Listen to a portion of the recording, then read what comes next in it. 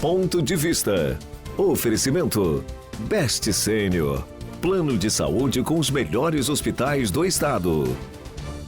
Ponto de Vista fala hoje sobre gestão, desenvolvimento e futuro do Espírito Santo. Na pauta, as ações que têm impulsionado o crescimento do estado e o planejamento estratégico para os próximos anos. Além do setor público, o empresariado gera valor e agrega muito nesse trabalho de criar um futuro ainda mais promissor. Hoje, o nosso entrevistado é Fernando Saliba, presidente do movimento Espírito Santo em Ação.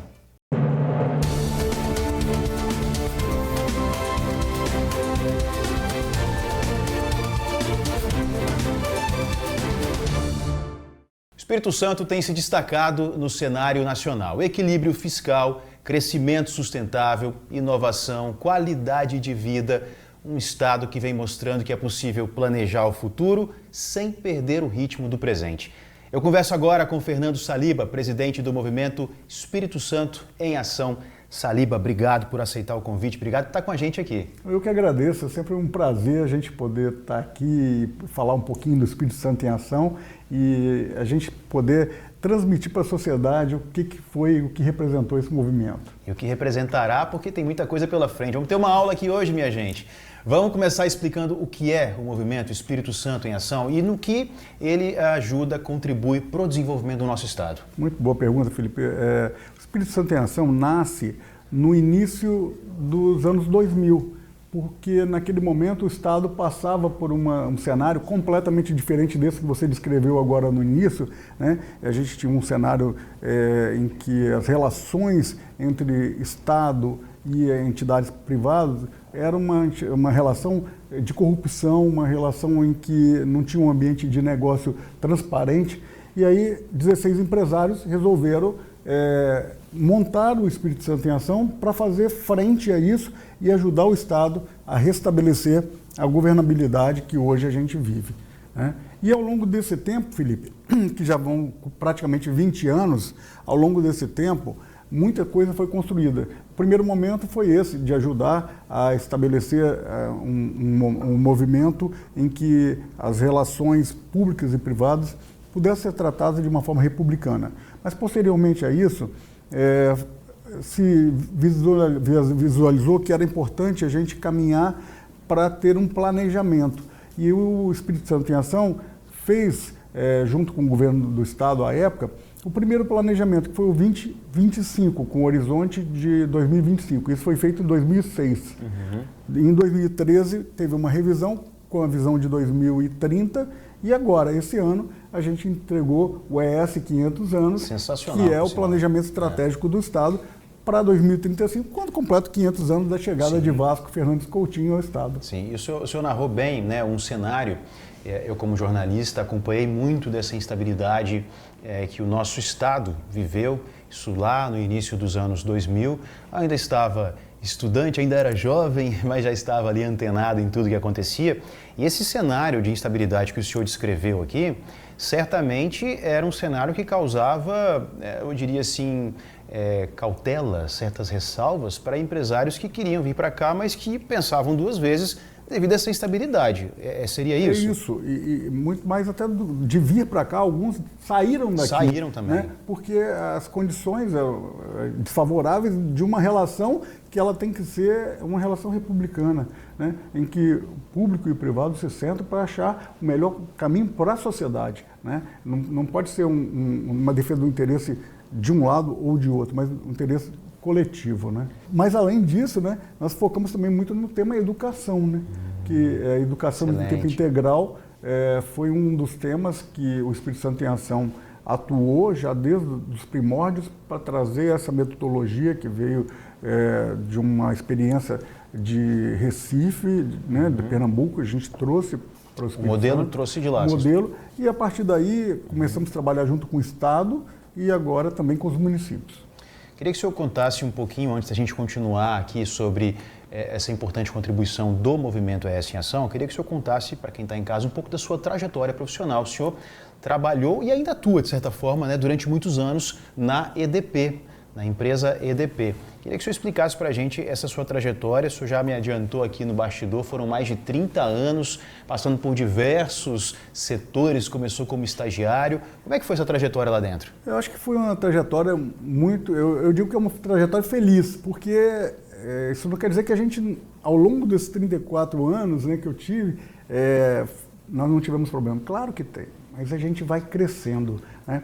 Entrei como estagiário, depois fui engenheiro do centro de operação da então Excelsa, e naquela época o Estado passava por uma restrição elétrica, então muitas vezes a gente tinha que ir para o centro de operação porque tinha tido um blackout no Estado.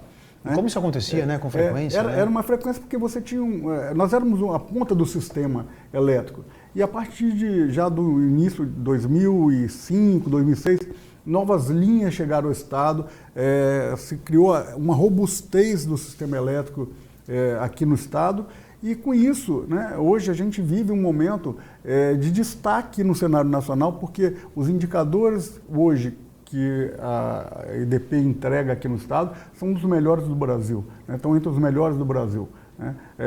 É natural que a sociedade sempre queira mais e a equipe da EDP está se dedicando diuturnamente, né, empregando as melhores tecnologias, inovação para que melhore. Mas hoje a gente já está entre os melhores do Brasil. O senhor falou que entrou como estagiário e chegou a diretor-presidente. Fui diretor-geral. Diretor-geral. Dá para a gente pincelar um pouquinho aqui, rapidinho, sem fugir da nossa pauta, o papel do líder. Qual é o papel do líder numa grande empresa como essa e até numa empresa menor também, né? O papel da liderança em geral. Isso tem mudado muito ultimamente, a gente acompanha na gestão como isso tem mudado, como isso é importante até mesmo para guiar os passos de uma empresa, dizer se essa empresa ela vai ter sucesso ou não. Na sua opinião, o papel do líder e a atuação dele? Nessa trajetória, eu tive como diretor aqui, diretor técnico no Espírito Santo, depois fui também diretor da área solar da EDP, fui diretor da área de uma área de geração, fui diretor da área de eficiência energética e terminei aqui como diretor-geral. E eu sempre penso o seguinte, eu acho que o papel do líder primeiro é formar uma equipe, é ter uma equipe, é valorizar a sua equipe, é desafiar a equipe, porque as pessoas gostam de ser desafiadas. É natural que o desafio tem que estar associado a você estar junto com a equipe, né? Fazendo com que as pessoas percebam o seguinte, o erro, ele acontece, né? Evidentemente que o erro, ele tem que ser um aprendizado, né? E a gente tem que estimular isso, que as pessoas tenham liberdade de criação, que as pessoas tenham liberdade de proposição, mas que a gente, a cada dia, eleve o sarrafo. Eu gosto muito de dizer o seguinte, a gente tem que acordar e fala assim, o que eu vou fazer melhor do que eu fiz ontem? Né? Seja numa empresa que tem um monopólio, né, como uma distribuidora de energia, sim, mas o cliente está ali.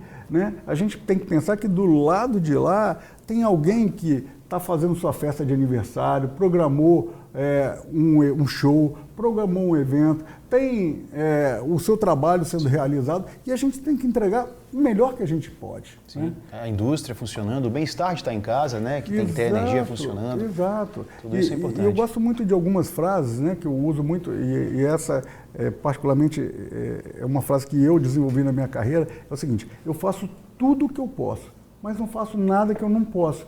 Então, assim, a gente tem que ir ao limite do que a gente pode fazer com que as pessoas percebam que tudo que é possível, a gente não mediu esforço. Mas se tem alguma coisa que não está certo, a gente não vai fazer.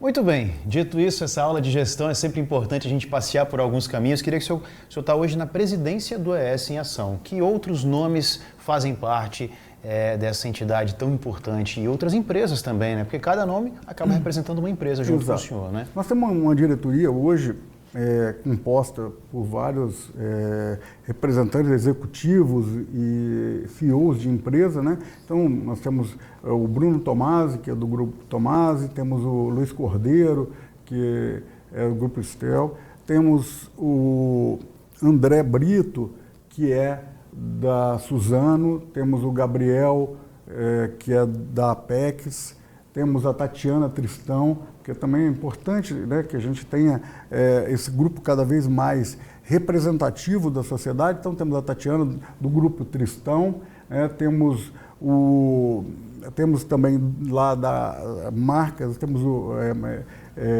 o Gustavo Ribeiro, né, que marca ambiental. Também tá junto?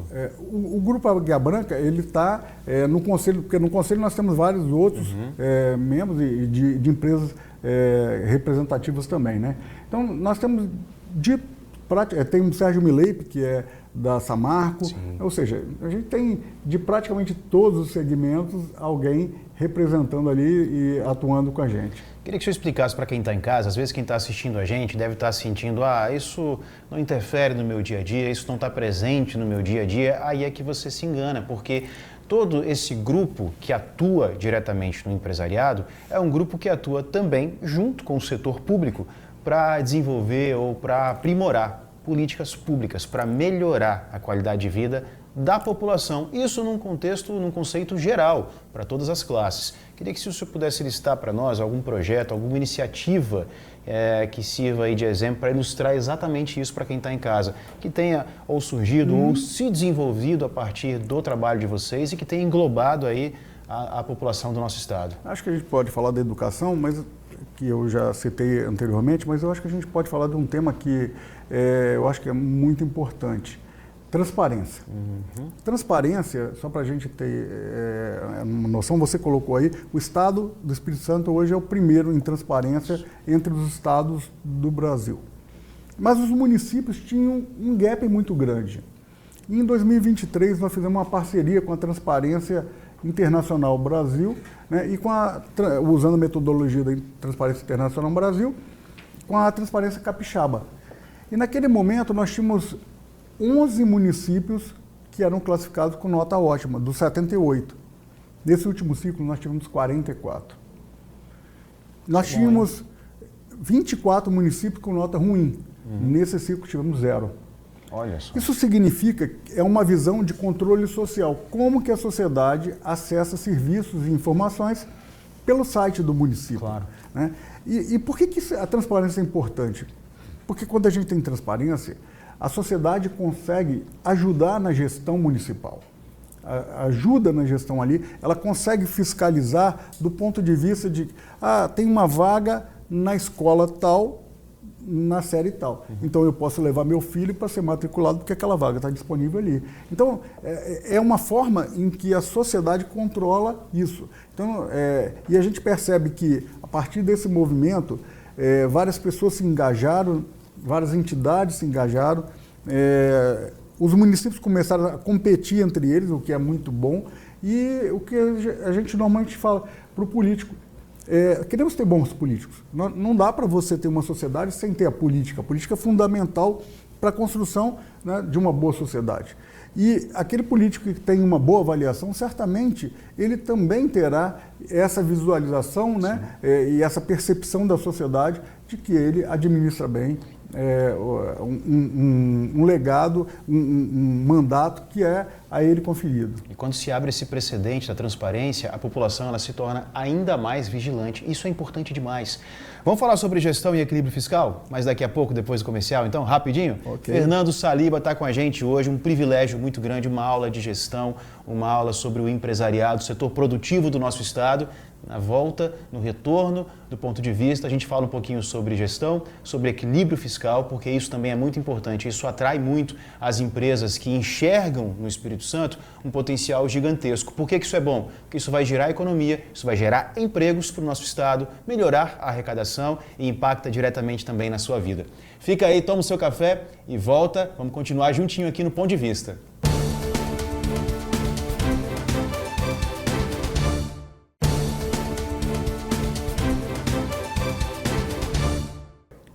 De volta com o Ponto de Vista, na sua companhia e na companhia também de Fernando Saliba.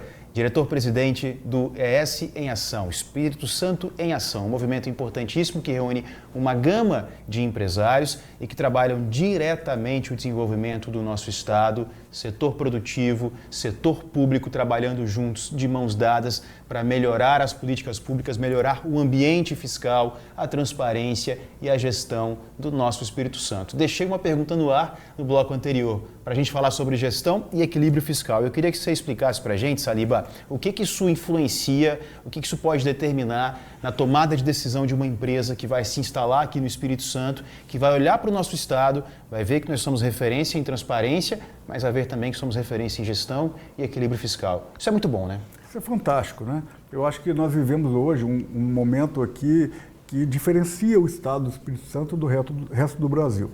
Eu costumo dizer o seguinte, imagina na sua casa, se você não tem o equilíbrio das suas contas, como é que você planeja comprar alguma coisa, como é que você planeja fazer novos investimentos? Assim é no Estado, né? Ter o equilíbrio fiscal permite aos governantes e à sociedade discutir aonde deve investir, né? E para você fazer a atração de novas indústrias, novas empresas e gerar emprego e renda, é necessário que você tenha um fortalecimento da infraestrutura, né? A logística do Estado, ela está se transformando, ela está viabilizando que novas empresas cheguem ao Estado do Espírito Santo e os municípios também estão se organizando. Se a gente olhar alguns municípios aí no passado recente, eram municípios totalmente desorganizados e estão se organizando tanto na parte de finanças quanto na parte logística também. Isso é uma forma de você atrair novas empresas, é uma forma de você desenvolver temas e de você ter um planejamento, né? E a gente vê isso como desdobramento do ES 500 anos, que vários municípios estão fazendo seu planejamento estratégico, às vezes a primeira vez que estão fazendo isso. E por que isso é importante? A gente precisa saber para onde nós estamos indo, Sim. Como estamos indo, né? Você mesmo esteve à frente do tema turismo, sim, né? Sim. E turismo é um tema fundamental para trazer recursos, né? Especialmente à luz da reforma tributária, onde vai se tributar, onde consome. Isso aí. Né? E por que eu sempre olho o turismo como um dos elementos? Que quando a gente olha a infraestrutura ela é ampla. Quando a gente fala de portos, a gente está falando de importação e exportação, mas também estamos falando de turismo. Sim. Quando a gente fala de aeroportos, estamos falando de turismo. Quando a gente está falando de rodovias, a gente está falando de melhorar a malha rodoviária para trazer, né, mercadorias, mas também estamos falando de turismo. Sim. E turismo é um tema que atrai muitos investimentos e muitos empregos. Você sabe que hoje, atualmente, eu passei pela pasta do turismo, tive a oportunidade de estar secretário de turismo aqui do nosso estado, a convite do governador Casagrande, e ali eu consegui compreender de perto, né, entender mais intimamente sobre o tema. E são números que impressionam, porque o nosso estado é um estado menor, é um estado que muito tempo atrás se tinha um preconceito, né, muito grande, Exato. Sobre o Espírito Santo, e graças a Deus isso ficou no passado. Hoje nós temos uma economia extremamente forte, nós temos uma economia do turismo que está à frente de estados consagrados, Saliba, como, por exemplo, Minas Gerais, como Santa Catarina. Nós somos a quarta economia do turismo no país. Exato. Isso é muito bom. E o turismo representa para o nosso estado 8% do PIB. São números importantes, quase 200 mil empregos gerados de maneira direta, pessoas que trabalham com o turismo aqui no Espírito Santo. E aí eu vou citar aqui três frentes, queria que você, com seu conhecimento, me apontasse aí o que você considera prioridade. Infraestrutura, inovação e sustentabilidade. Quais dessas frentes aqui são prioritárias hoje para que a gente continue se desenvolvendo e crescendo? Eu acho que elas se integram, né? É muito difícil. É transversal isso aí, transversal. Né? Mas, naturalmente, que a infraestrutura, ela permite que você tenha as outras frentes, Sim. né? Não adianta a gente falar que a gente quer fazer um polo muito grande de turismo com uma rodovia que não permite o deslocamento, né? E a gente não vai ter a questão de sustentabilidade avançada. Eu acho que a gente tem que integrar esses temas, eles se conectam, né? E eu acho que a infraestrutura tem sido hoje um gargalo e que a gente está vencendo, né? A gente tem ouvido aí o governo falar, pautas que eram do século passado estão sendo resolvidas agora, né? E eu acho que isso é fundamental. É bom lembrar, o Espírito Santo em Ação sempre está focado em ajudar a construção de política de Estado, né? Naturalmente que a gente trabalha com o governo, mas é sempre com foco em Estado. Você vai fazer um aeroporto, não é para esse governo, é para uma política permanente. Se você vai discutir um hospital, nós estamos discutindo para frente, né? Então, é uma instituição apartidária, é bom sempre que a gente diga isso, independente de que ideologia vier a governar o Estado, nós vamos estar trabalhando junto desde que a gente garanta os princípios básicos de ética, de um ambiente de negócio aberto, em que as pessoas possam conversar entre público e privado de uma forma limpa, republicana, né? Com foco no desenvolvimento social, na pauta da educação, na pauta da transparência, na pauta de temas de desenvolvimento, né? Equilíbrio fiscal, Equilíbrio fiscal, que é fundamental, Sim. é a base, né? Se a gente não tiver equilíbrio fiscal, nós vamos viver o que nós vivemos lá atrás, que não se pagava os professores, não pagava os servidores, né? Não se investia nada no Estado. Sim. Então, eu penso que essa é uma pauta fundamental. Metas e desafios para 2026, na sua opinião, para o nosso Estado?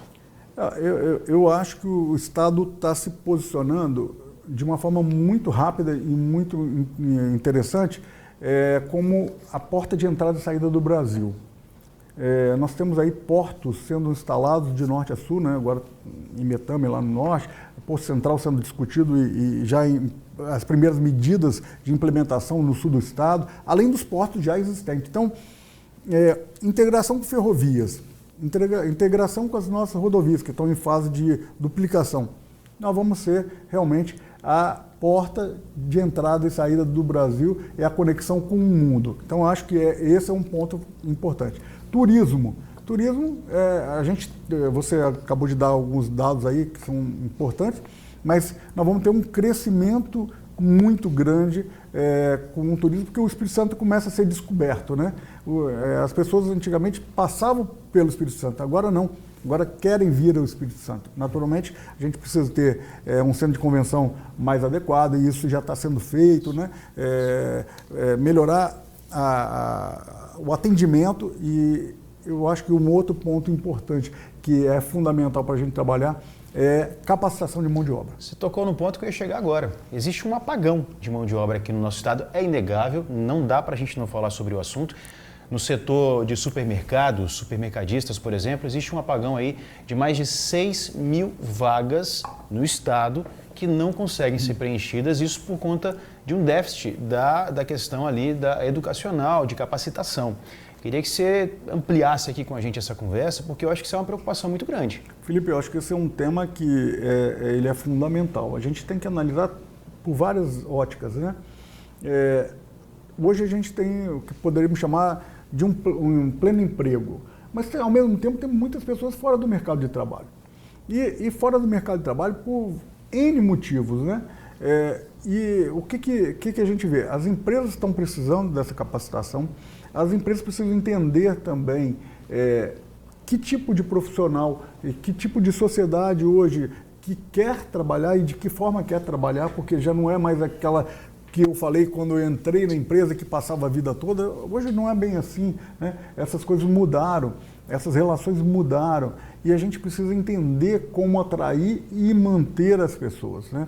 Então, acho que um trabalho que a gente está estudando aí é de avaliação da onde estão essas pessoas, que perfil tem, onde estão as vagas das empresas e as entidades que podem ajudar na formação. Fazer um link entre essas partes, porque eu acho que a gente melhora a qualidade de vida das pessoas, a gente melhora o serviço que o Estado presta, a gente gera mais recurso para o Estado, né? Porque naturalmente que quanto mais o Estado vender, quanto mais o Estado for produtivo, melhor vai ser a qualidade de vida, porque a gente vai ter melhor arrecadação com um equilíbrio fiscal, é melhor qualidade de vida para todos. Sim, é transversal, né? É uma área conversando com a outra. Eu falo sempre aqui no Ponto de Vista que conversa boa passa voando, amigo. Ó, tá vendo aquela regressiva ali? É o pouquinho de tempo que a gente tem aqui para poder encerrar esse bate-papo. Tivemos aqui uma aula de gestão, uma aula de desenvolvimento com o Fernando Saliba, que hoje está à frente, já fazia parte, mas hoje está à frente como presidente do movimento Espírito Santo em Ação, que é um movimento importantíssimo do setor produtivo, que trabalha em parceria com o setor público, sempre visando a melhoria do nosso Estado, o crescimento econômico do nosso Estado. E aí uma pergunta bônus, para a gente poder encerrar esse bate-papo aqui com chave de ouro. Um pouco de tudo que já falamos, na verdade, eu acho que vai ser um grande resumo, Saliba. O que a gente precisa fazer para o Espírito Santo se tornar mais competitivo? Eu diria para você o seguinte, temos que ser ágil, temos que dar a condição de que as empresas tenham menos burocracia, né, na própria implementação, mas também no dia a dia, e mais responsabilidade, porque não dá para só a gente fazer com que tenha um processo simples, não tem que ser um processo simples, mas associado à responsabilidade. Acho que o Espírito Santo tem essa dinâmica, a gente tem que ter esse planejamento estratégico que nós temos hoje e que as pessoas podem participar, nós temos aí, acabamos de montar o Conselho de Liderança e os Conselhos das Missões, participe do ES 500 anos, contribua, leve a sua contribuição, a sua experiência, porque a gente pode fazer uma vertente muito grande. Acho que o turismo é a grande porta, a exportação e importação, o Estado como um Estado fornecedor de logística de entrada, né? O Espírito Santo vai deslanchar. Eu sou muito otimista, acredito no Estado, tenho certeza que nós não vamos voltar atrás. Você sabe que quando o senhor fala sobre logística, me remete imediatamente à questão de Viana, por exemplo, que é uma cidade aqui da Grande Vitória, que se a gente voltar no tempo, 10, 15 anos, era uma cidade que tinha ali problemas sociais enormes, desemprego, problemas com violência, e hoje se tornou um hub logístico. Empresas gigantescas e mundiais estão instaladas em Viana.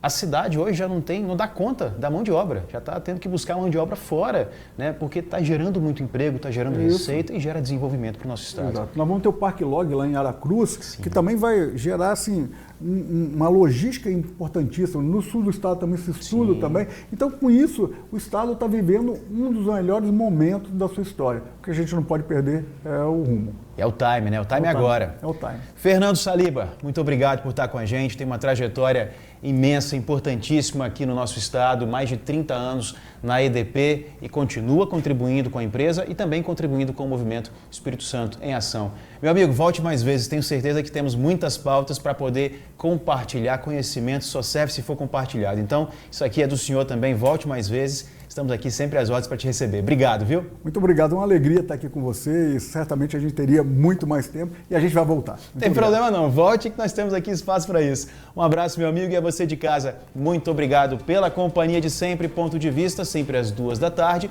na sua TV Tribuna Band. Até mais!